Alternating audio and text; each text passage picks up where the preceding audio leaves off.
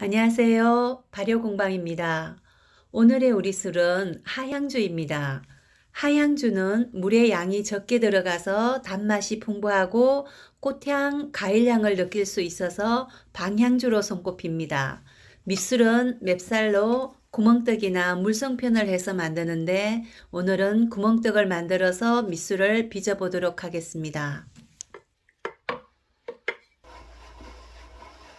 소금을 넣지 않고 빻아온 쌀가루를 체에 한번 내려주도록 하겠습니다. 곱게 내린 쌀가루에 뜨거운 물을 조금씩 넣어가면서 익반죽을 해줍니다.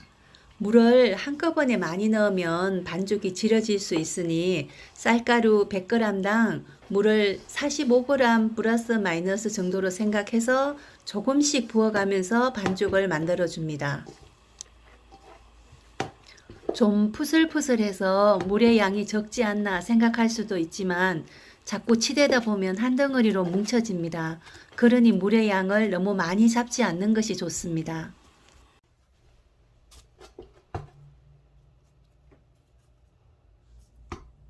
이제 구멍떡을 만들어 보겠습니다. 구멍떡이 크고 작고 하면 익는데도 차이가 있으니 반죽을 일정한 크기로 나눠 놓고 구멍떡을 만듭니다. 송편을 만들듯이 동글동글하게 해서 손바닥으로 깍 눌러줍니다. 구멍떡은 표면이 매끈해야 삶았을 때 전분이 풀어지지 않으니 손으로 꼭꼭 잘 눌러주도록 합니다. 특히 가장자리가 터져 있을 때는 떡이 풀어질 수 있으니 가장자리를 다독여 주는데 신경을 쓰고 잘 익을 수 있도록 가운데 구멍을 하나 내어줍니다.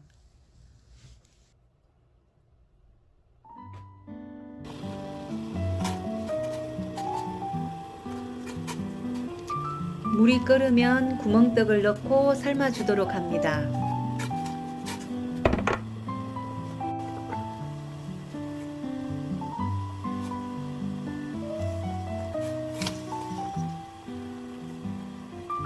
떡이 위로 올라오면 건져내서 뜨거울 때 얼른 풀어주도록 합니다.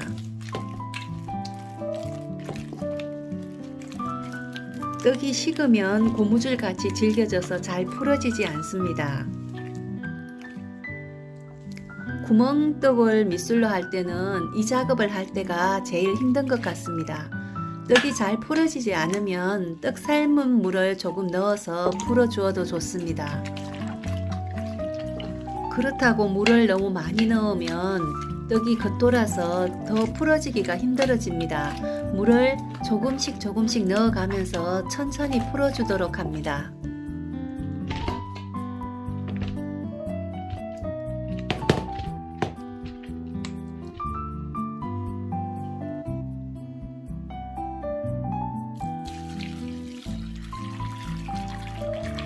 구멍떡을 다 얻겠으면 떡 삶은 물을 부어서 덩어리를 잘 풀어주도록 합니다.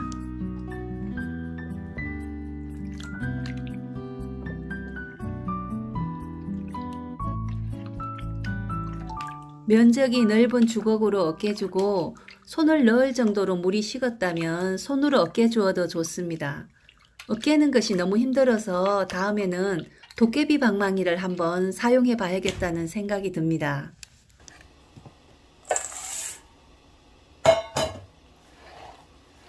죽이 차게 식었으면 누룩을 넣고 잘 섞고 치대주도록 합니다. 구멍떡의 농도는 죽의 형태라 효소의 활성이 빨리 됩니다. 가장자리에 살짝 잔잔한 거품이 보이면 항아리에 넣어주도록 합니다.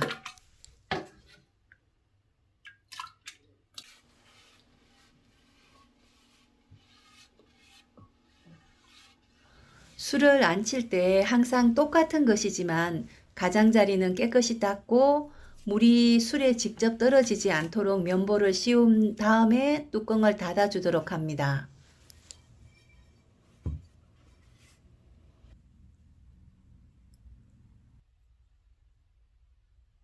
바닥은 따뜻하게 하고 열기가 직접 올라오지 않게 나무 받침대나 책을 놓고 보쌈을 해서 하루 정도 발효를 해줍니다.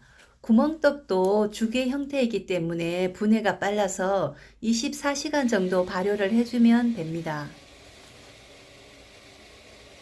밑술이 완전히 정지기로 들어갔을 때보다 효모의 수가 어느 정도 있을 때 덧술을 해주시는 것이 좋습니다.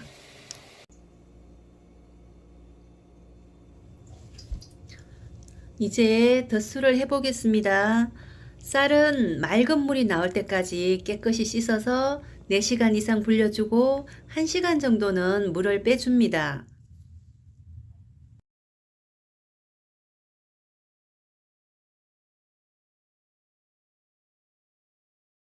찜기에는 젖은 면보를 깔고 쌀을 부어주고 김이 잘 올라오게 가운데는 파주고 물이 직접 떨어지지 않게 면보를 덮어줍니다. 전통주는 밑술 처리 방법이나 물의 양, 누룩의 종류, 가향제에 따라 조금씩은 달라지지만 고두밥을 찌거나 발효를 하는 방법은 거의 비슷하다고 보면 됩니다. 처음부터 찜기를 올리고 밥을 찌면 아래쪽 밥이 질어질 수 있으니 김이 난 후에 찜기를 올리고 밥을 쪄두도록 합니다. 보통 밥을 안 찌고 20에서 25분 정도 되면 김이 나는데 고두밥의 양이 많을 수도 있고 적을 수도 있으니 시간에 연연해 하지 말고 김이 나고 구수한 밥 냄새가 나면 10분을 더 쪄줍니다.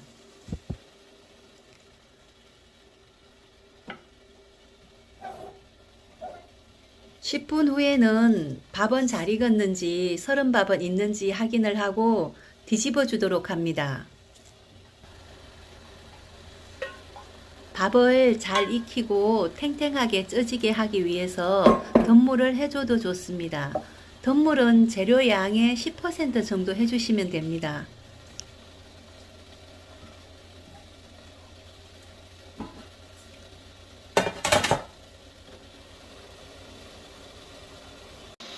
뚜껑을 덮고 다시 쪄준 후에 김이 나면 알람을 맞춰 놓고 10분을 찌고 5분 정도 이상은 뜸을 들여 주도록 합니다.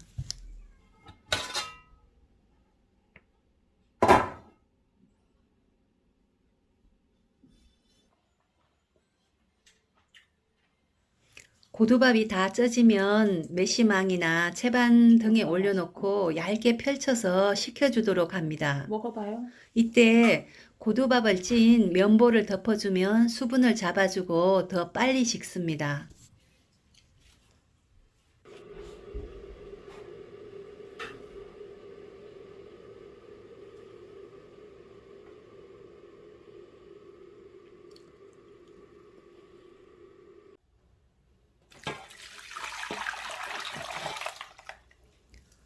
밥이 차게 식으면 밑술을 부어서 밥알을 잘 풀어주고 당화가 될 수 있도록 치대주도록 합니다. 먼저 밥알을 낱낱이 풀어주고 치대주도록 합니다. 이렇게 치대주면 효소가 활성화되어서 전분이 분해되어 포도당이 되고 산소가 공급되어 효모는 빨리 정식을 합니다. 가끔 1, 2일 차에 저어주지 않아도 되냐고 질문을 하시는데 술을 안 치고 초기에는 술의 도수가 없으니 각종 잡균들의 무방비 상태입니다.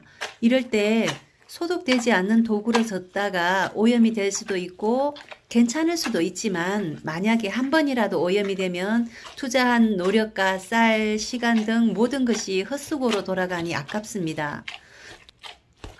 또 효모가 알코올을 생산하려고 하면 저어서 산소를 공급해주니 술은 만들지 않고 효모 정식에만 포도당을 씁니다.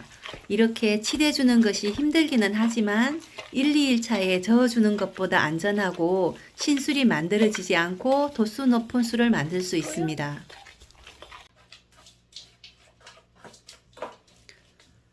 고두밥이 당화가 된 듯하면 항아리에 넣어주고 누룩을 조금 남겨 놓았다가 촉촉하게 해서 항아리 가장자리에 올려줍니다.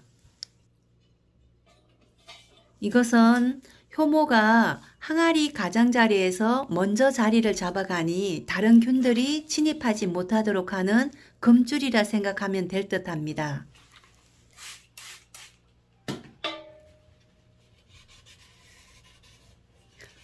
항아리 안에 전분이 묻어 있으면 곰팡이가 필 수도 있으니 깨끗이 닦아주도록 합니다.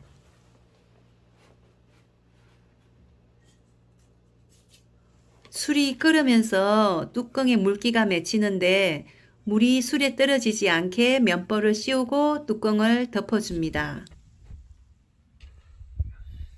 바닥은 따뜻하게 하고 보쌈을 해서 48시간 정도 발효를 해줍니다. 품온은 20도이고 실온이 22.5도입니다. 온도가 좀 낮은 듯합니다. 겨울철에 너무 낮은 온도에서 발효를 하면 유도기가 길기 때문에 포도당은 계속 생성되는데 효모수가 적어서 밸런스가 맞지 않아 당이 남아서 간패가 되는 수가 있습니다. 온도를 조금 올려주도록 하겠습니다.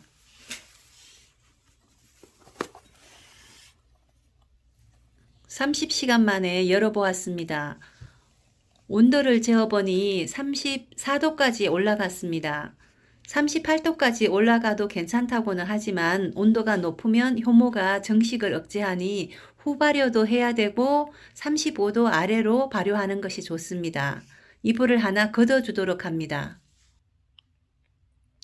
만 이틀이 지나면 이렇게 술이 끓어올랐다 내려간 자리가 보입니다.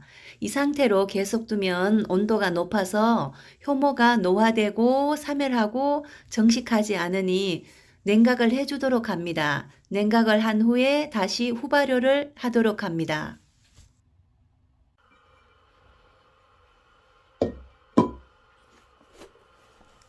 술을 빚은 지 이제 일주일째입니다. 일주일 정도 되면 술의 도수도 어느 정도 나오고 잡균으로부터 안전하니 술을 한번 저어주도록 하겠습니다. 술이 발효하면서 탄산가스로 인해 꽃향이 사라질 수 있어서 일주일째 발효가 끝난 다음에 연꽃 한 송이를 살짝 찐 후에 항아리에 넣어 주었습니다. 잔잔한 후발효를 하면서 꽃향 가득한 술이 되기를 기다려 봅니다. 감사합니다.